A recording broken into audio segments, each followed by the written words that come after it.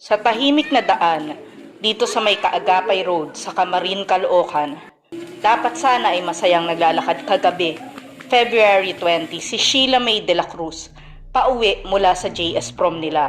Sa halip ay balot ng tela ang katawan ng dalaga na nasa kalunos-lunos na kalagayan habang nakaburol ilang metro mula sa tahanan nila. Nagtrending noong isang araw ang kaso ni Sheila nang mai-upload sa YouTube channel ng Raffy Tulfo in Action ang pagdulog ng kanyang kapatid na si Lay sa senador para humingi ng tulong makamit ang hustisya para sa 16-year-old na dalagang natagpuan sa loob ng isang maleta na palutang-lutang sa ilog ng San Jose del Monte, Bulacan. Nakapanayam natin ang lola at nanay ni Sheila, pati na rin ang kanyang best friend na si Angel. Tawa ko pang sinasabi, Lola. Ito ang certification ko, Lola. At saka ito ang grades ko. Kaya ako nga ang nagsabit ng medalya sa kanya nung grade 9 siya. Ako'y natutuwa. Itong batang ito hindi mahilig manghingi ng pera na kahit siya may kailangan. Gumagawa siya ng paraan. Magkapera siya. Pag-ating gabi, hinihintay ako para lang siya magkapera.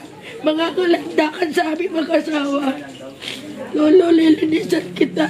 Kukunin na yung panlinis. Ano pong description nyo kay Sheila May bilang isang anak? Mabait ang anak ko, eskwela, bahay, eskwela, pagkinaya, community, yun lang.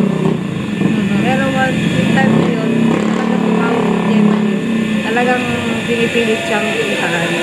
Ang sabi niya pa nga baka naman tamaan na ako sa, mamuro na ako sa asawa mo.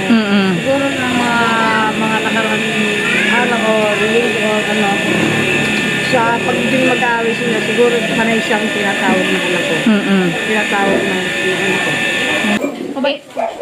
Angel yung kaibigan niyang isa pa na person of interest din, nakilala mo din ba yun? Opo, kaklase ko po ng grade 8 hanggang grade 9. Tapos, nung second quarter na po ng grade 9 namin, ayun po yung nawala na po siya bigla. Kagabi ang huling lamay ng dalagang unang na-report na nawawala noong February 8. Mamaya, February 21 siya ililibing sa tulong ng programang Raffy Tulfo in Action na siya ring sumagot ng gastusin sa burol.